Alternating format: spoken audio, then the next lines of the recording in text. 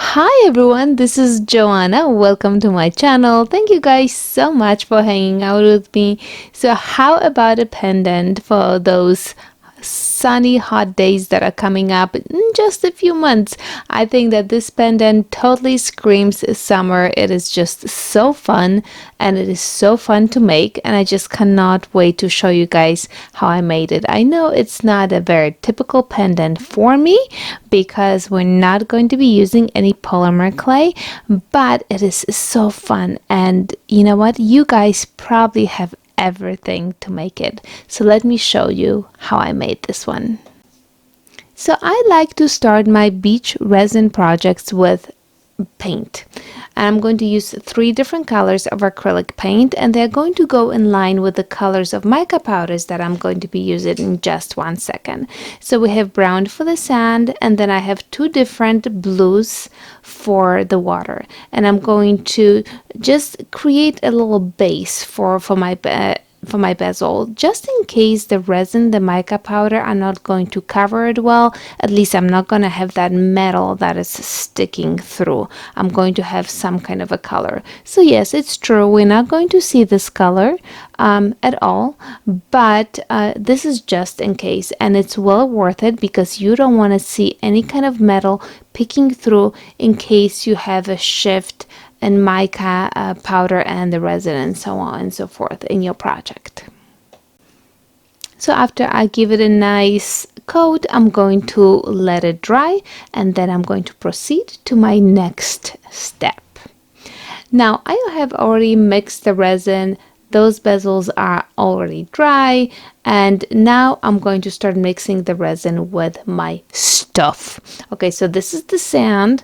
I'm also going to use mica powders, 2 different mica powders, which I'm going to list in the description.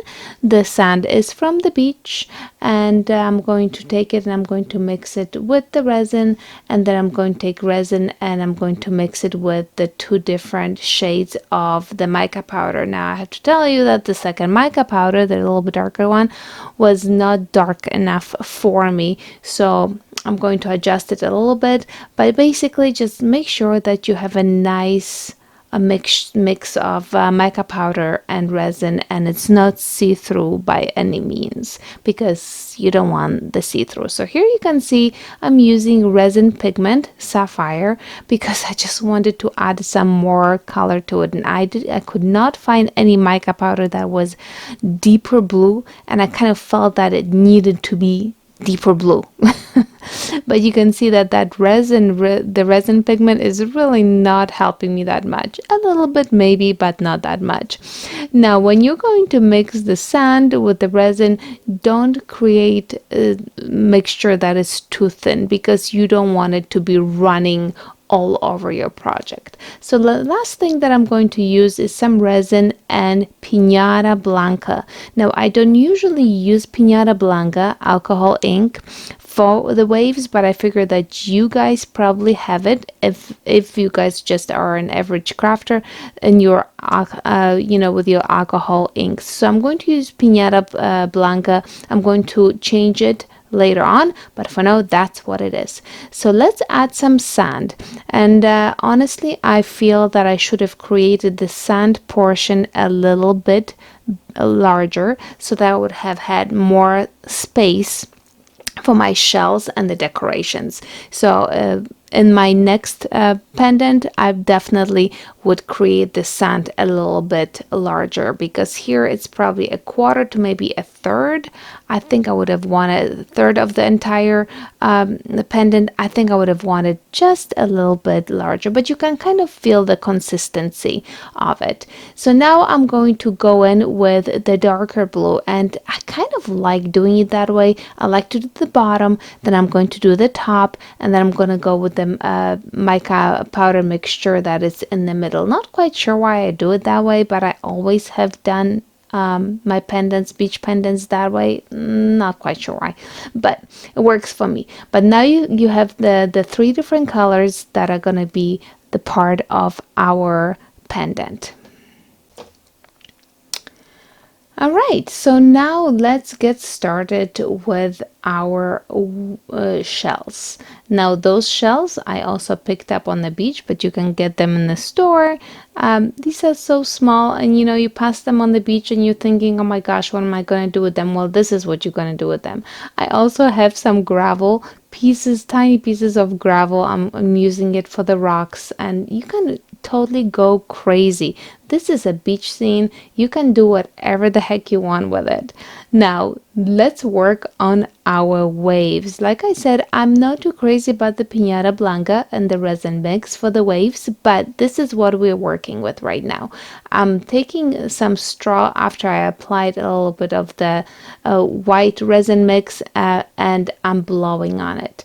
Now, I don't like straight lines anywhere in my pendant, so you could see I just mix things with the mix things around. But this is what you're gonna do. You're just gonna go in and apply a little bit of white, and you're going to blow on it, creating waves. But you can see why you want those walls around, because there's quite a bit of resin and stuff going on, because you're going to need that movement. So if you don't have metal bezels like that, you're going to have to create one with the clay, and just make sure that it has some kind of border going around it, so it can hold in quite a bit of resin, because that movement is totally essential in order to create the wave effect. So what we are doing right now, we're just creating the first base of the waves. We're going to go in with a few layers, and it's really hard to see this wave effect on such a small pendant. But if you guys want to see it a little bit better, check out my DIY channel. I have a few of resin, beach resin DIYs, and it's really fun to see the wave effect that you can create. All right, so that is dry, and I'm going to go in and I'm going to add my second layer. Now for this, I'm not going to use Pinata Blanca. I'm going to use Let's Resin Sinker, white sinker, and that is my favorite thing to use for the waves, and it totally behaves different than the Pinata Blanca, and you guys will see it in just 1 second, although I'm not quite sure if you're gonna exactly see it in this video, but that's my go-to wave builder.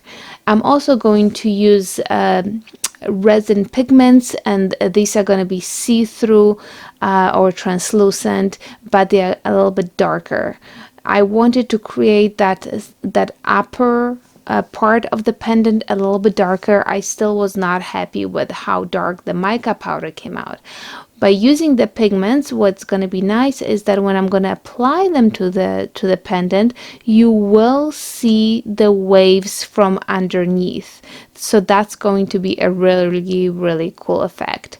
And on top of adding them, adding the darker resin with the pigment, I'm also adding some of the white for additional waves, and it's just so fun. You can add a little bit and you blow on it and you move it around, so you need to make sure that there is definitely resin in your pendant in order to have that movement. So you can see at the bottom by the sand, I added a little bit of clear resin and then I added my white pigment, so that the pigment would have something to move on when I start blowing on it. So this is how it goes. You're gonna continue with all three pendants just the same way. Now this the white sinker, Let's Resin Sinker, it works absolutely amazing on bigger pieces, and also on bigger pieces you would be using a heat gun to move the resin around, and I think it makes a huge difference. It actually creates like a little foamy effect to the waves, but this is just too small of a piece to do that. So if you guys want to watch my other videos, check them out. It's kind of it really is a fun project to do. Any kind of those beach scenes, you've seen them in the craft fairs. They are very, very popular, and they really are not that difficult to create. But you can see that you have to add some resin before you get the movements, because the bottom layer is already dry. So this is gonna be our second layer of resin. And after this layer, I'm going to go with my top layer. Now I may be making way too many layers, but I just like it. But you can see that the top is not that, you know, the pendant is still has bumps and stuff like that from me moving the white resin around, and the shells are not completely covered. So this is going to be my top layer, and on the top layer, which is clear, I'm adding some of that sinker just for the last waves. And you know, I think that I should have probably had the top a little bit darker. I would have liked it a little bit darker, but that's okay. That's all right. It's okay. The pen still came out really, really nice. I'm totally happy with it. A nice thing about using mica powder and resin for the background is that mica has that movement to it. So it's almost like a natural movement of the ocean that you see in the pendant. Like I said, this is a very small piece, so I'm really looking, you have to really look into it. If you have a bigger piece, it's really, really prominent, that mica movement. So let me show you a couple of my other pieces. This one is my wall piece that I created, and you can check that one on my DIY channel, and this is for my bathroom. And you can see that the waves are just like so much more powerful in it because there's just so much more space to create waves.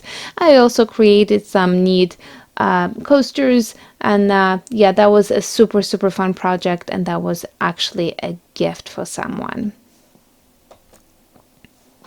And here are my pendants. Look at that, guys. They came out so nice. I really seriously cannot wait to wear them. And I hope you really enjoyed this project because it is so fun to make. There are so many possibilities, especially when you start placing your shells and your gravel and you start playing with the waves. And then it's not like that the waves are going to stay in the same spot as you blow them into. You know, resin has a mind of its own, so it just takes off and just goes in, in its own way. Anyways, I hope you guys enjoy this, and I'm gonna give it a try. Let me know what you think about this project, and my friends, till next time. Ta-ta!